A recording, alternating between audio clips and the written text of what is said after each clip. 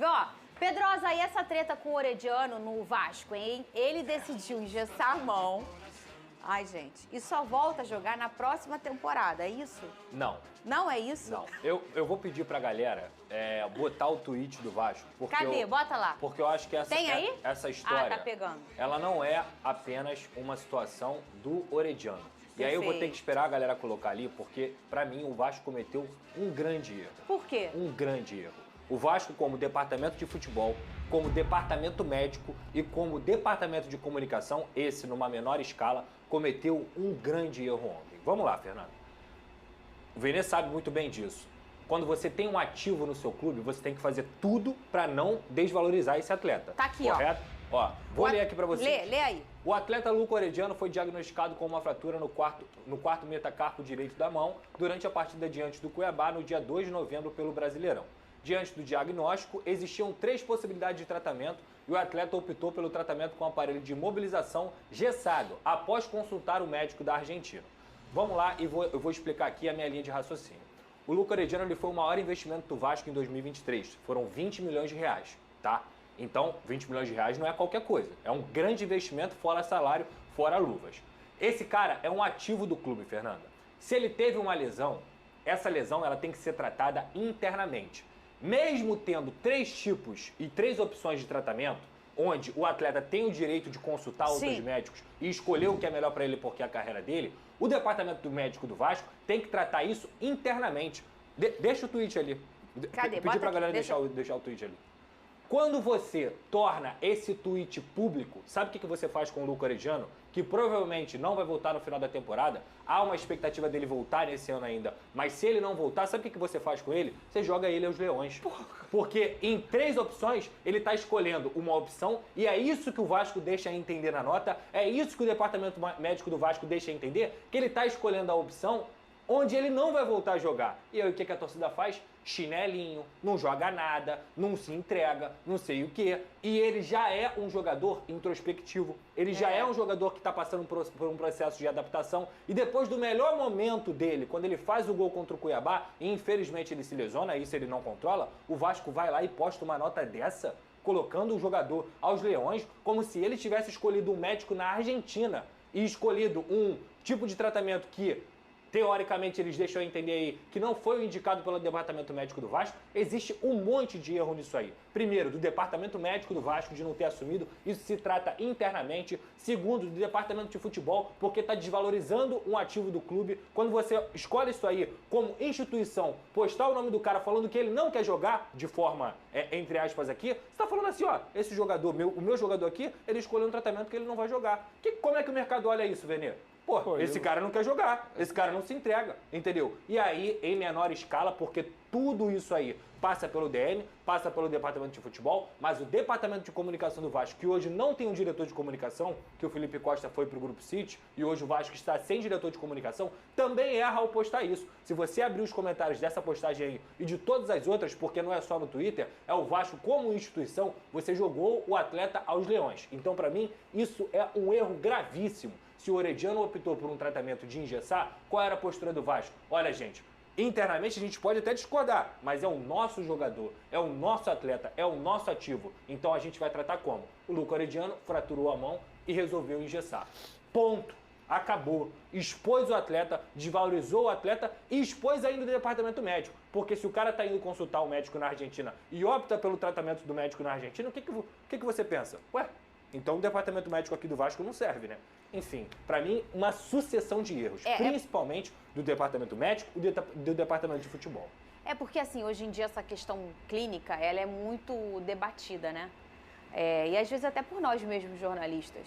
E aí, às vezes, o Vasco teve uma preocupação até dele e não do jogador. E do jogador a gente percebeu que realmente não teve. Ele pensou o seguinte, assim, cara, a gente não, provavelmente era a terceira, não é uma informação, provavelmente era a terceira opção de escolha, até porque ninguém engessa mais, né? Se a gente parar pra pensar, a gente tem hoje processo cirúrgico, né? Que não é o não conservador, mas que é um retoque muito mais rápido, mas enfim. E aí foi uma escolha do jogador, mas às vezes há uma resistência ali de médico para médico e tal. E aí o Vasco pensou, cara, a gente não escolheria isso, a gente pode ser atacado por colegas, né? De escolher engessar um braço. E a gente coloca, olha, quem escolheu foi o jogador. Só que aí Pô, tem esse efeito... como é que o clube expõe o atleta assim? E a mesma coisa quando você expõe um atleta desse, na ideia que você tá falando, e eu concordo, que é mesmo quando você fala assim, e aí, irmão, beleza? Vender meu carro aqui, pô. Vem cá, esse carro aqui que eu tô... Ó, só tem um detalhe. Ele não liga quando tá muito calor, a porta dele tá quebrada. E um negócio, a bomba não funciona mais. E tu tá botando isso no anúncio, tá? Então, é isso. Eu tô vendendo o carro pra ele e eu tô falando, ó, esse carro aqui, ele é meio teimoso, hein? E aí, quando você vai... É um ativo, como você falou. Quando você vai vender o jogador, eu sempre defendo do clube se comunicar sempre emitir nota. Eu sempre defendo. Mas nesse caso aí, pra mim, tá nítido que aconteceu uma queda de braço nos bastidores e o Vasco quis tirar o seu da reta e, de fato, botou o jogador, como o Pedrosa disse aí, jogou o jogador aos leões. Nesse caso aí, quem sou eu para dizer isso? Não trabalho com comunicação, nunca trabalhei com comunicação. Sim. Não, eu digo assim, departamento de comunicação de clube, não trabalho em assessoria, nunca trabalhei. Mas nesse caso aí, internamente, a minha decisão seria, sabe qual? Não vamos falar nada. É. Ou não fala nada. Ou não fala, ou DM, ó. Nós discordamos de você, mas isso fica aqui. Isso fica aqui. Fernanda, abre essa postagem depois. É sacanagem o que fizeram com o moleque. Ou você compra a ideia do seu jogador, ó, beleza, você escolheu isso, a gente não faz nada, vamos com você até o fim, ou você fica calado. E assim, isso aqui faz isso me remete, uma manchete nossa. Por exemplo, como que foi que eu li aqui, né? Exato. É a manchete, né? Não, e aí, a gente transforma isso numa manchete. Eu vi os comentários dessa postagem, de fato, assim, todo também. mundo contra o jogador, o que já era de se esperar, né? Claro, o torcedor vai pensar o torcedor lê isso e fala assim, pô, o cara tem várias opções, tá fugindo da temporada, chinelinho, fim de temporada, quer ficar na Argentina. Ou poderia até ser, não sei se é o caso, às vezes, se a gente parar pra pensar, faltam 20 dias pra acabar o ano, né? Sim. Qualquer tipo de possibilidade de tratamento seria ele não voltar. Ele ia imobilizar a mão, de qualquer forma. Você imobilizar, você operar, eu acredito, né, gente? Eu imagino. Sim. Em menos de 20, uma mão, Agora, você não volta. Então, poderia até ser dito assim, lembrando que para as 3 possibilidades, o atleta não retornaria nessa temporada. E você já entende que... Isso, aí o Vasco se defende. Isso, gente, eu tô falando isso aqui, eu procurei as pessoas, tá? Eu procurei o departamento de futebol do Vasco, eu procurei departamento de comunicação, eu ouvi também de fontes ligadas ao departamento médico. Então, tudo que a gente falou aqui é apurado, porque não existe opinião sem informação. Tá? Então, o Vasco ele se defende de uma seguinte maneira. A gente não falou que o atleta não volta até o fim do campeonato. Quem falou isso foram as matérias. Sim. E internamente, eles ainda acreditam que eles vão contar... ele volta ainda? Eles acreditam que eles vão contar com o Luca Orediano.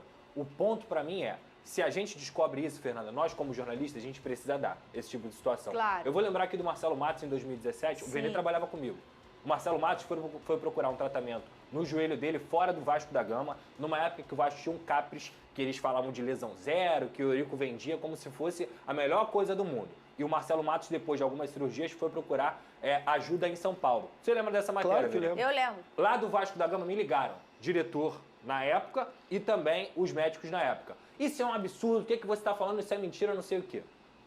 Ano passado, aliás, esse ano, sabe o que aconteceu? O Marcelo Matos processou o clube por tratamento errado, pela forma como o Vasco fez ele voltar a jogar bola, e ele ganhou o dinheiro do clube por conta desse processo. Mas esse é um papel o quê? Do jornalista. Sim. O clube expor o atleta assim... você tá certo. Ainda tem um Vamos ponto aí que é antiético, sabe por quê? O quê? Uma amiga minha que é médica, que é a Camila, inclusive assiste o nosso programa todo dia, que ela falou o seguinte, além disso que vocês estão falando do atleta, do Vasco, ainda tem o sigilo médico do paciente que foi quebrado. Porque de fato é isso. Uma escolha, né? É isso, você não pode expor dessa maneira. Verdade. Isso Vamos fazer sentido. o seguinte, vamos apurar o tempo de... Eles não vão dizer, né? Não, eles não dão previsão. Expectativa, porque às vezes até o engessado era mais do que o outro, a gente não sabe. Mas o ponto não é o prazo. O ponto é que eles expõem o jogador dizendo que o jogador escolheu isso. Mas a gente sabe que na hora do comentário do torcedor, que não tá nem aí pra nada, eles só estão pensando no quê? Olha aí, não quer voltar esse ano. Esse que é o problema. Mas esse é o ponto, entendeu o que eu tô falando? Mas era só dizer o seguinte, o atleta... O Vasco deixa entender isso. Exatamente. Fernanda, o problema é o seguinte, eles falam que o atleta escolheu isso. Eles poderiam muito bem dizer, o atleta vai fazer um tratamento com gesso. Ponto. Acabou, Vini. Você não precisa dizer que o jogador escolheu. Acabou. E digo mais, se ele tivesse uma assessoria pessoal agressiva, Vini, isso aí ia dar guerra. Eu falei isso pras pessoas no Vasco ontem. Eu liguei, olha só, eu falei assim, ó, vocês estão dando sorte, tá? Porque o vocês jogador fizeram é isso com um tranquilão, atleta cara. que é argentino, que chegou aqui nesse ano, que não tem um assessor, que não tem um empresário forte pra brigar. É isso. Porque se fosse qualquer atleta brasileiro, eu duvido que vocês fariam isso. Duvido. Gente, vocês... O Gabigol, por exemplo. Zagueiro Miranda é o atleta mais longevo no atual elenco do Vasco. O zagueiro é o jogador mais longevo do Vasco da Gama neste brasileiro, mas segue em busca de espaço no time titular. Nos últimos dias de 2011, Cássio assinou com o Corinthians sem saber se seria titular, tampouco imaginava que o ano seguinte lhe faria protagonista na história do clube. Assim como Pedro Jeromel, que aos 28, era um desconhecido com rodagem na Europa e retornou ao Brasil para viver o auge no Grêmio. Ou Tinga, que voltou ao Fortaleza em 2017 para disputar a Série B e fazer parte da grande reestruturação que colocou o Leão em um lugar mais alto no cenário nacional. Os três jogadores têm algo em comum: suas imagens se confundem com os times que defendem, como se tivessem nascido com as cores e a história, e no futuro dificilmente terão seus nomes dissociados de suas equipes. E não estão sozinhos. O GE listou os 20 jogadores mais longevos em atividade por seus clubes na Série A do Brasileirão. Para os jogadores formados no clube, vale a data da primeira vez em que foram relacionados entre os profissionais. São nomes que ostentam mais de uma década, como Cássio e João Paulo, ou do lateral Natanael que, com apenas 3 anos entre os profissionais, está na base da reformulação pela qual passa o Coritiba. Confira a lista feita pelo espião estatístico.